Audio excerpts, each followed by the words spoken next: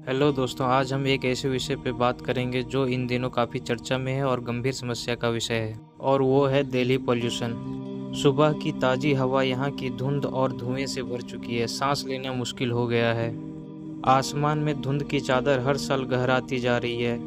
Lung expert यहाँ तक की बातें कर रहे हैं कि अगर आपके पास अपॉर्चुनिटी और एबिलिटी है दिल्ली से दूर जाने का तो चले जाएं। ज़्यादा नहीं तो कम से कम 6 से 8 वीक के लिए। दोस्तों, ये जो तस्वीर आप देख रहे हो, ये दो अलग अलग ह्यूमन लंग्स हैं। एक लंग किसी दिल्ली के इंसान की है और एक कहीं और दूसरे अनदर स्टेट, दूर कोई अनदर स्टेट की है। बहुत सारी स्टडीज़ ये पॉइंट करती हैं breathing Delhi's air is equivalent to 23 to 49 cigarettes anywhere in a day.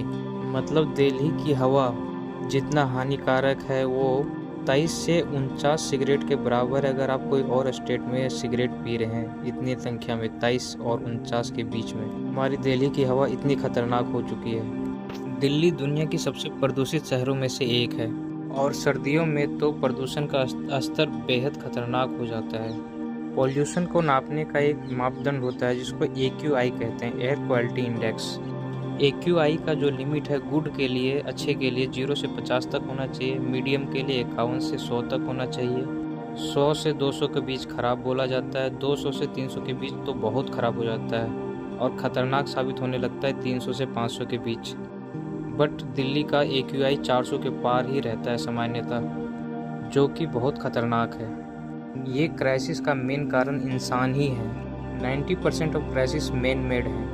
वैसे तो बहुत सारे ह्यूमन एक्टिविटीज इसके पीछे का कारण है, बट पराली बर्निंग और स्टबल बर्निंग इसके पीछे का सबसे बड़ा कारण है। पराली बर्निंग मतलब जो हमारे गेहूं या धान काटने के बाद जो उनकी खूंटियां रह जाती है उसको जला दिया जाता है। उसको जलाने का सबसे बड़ा कारण पोल्यूशन में सबसे ज़्यादा भागीदारी है। पराली बर्निंग 45 से 40% कंट्रीब्यूट करती है इस पोल्यूशन में। 25 से 30% गाड़ियों से निकलने वाली धुआं इस पोल्यूशन का कंट्रीब्यूशन करती है। बाकी बचे इसके अलावा industries, power plant, construction, fire crackers इस पोल्यूशन का कारण है। हम आपको दिवाली के दिन का किस्सा सुनाते हैं दोस्तों। दिवाली के दिन दिल्ली में 37 एयर पोल्यूशन स्टेशन में से सिर्फ 9 स्टेशन ही ऑन किए गए थे, बाकी सब बंद कर दिए गए थे।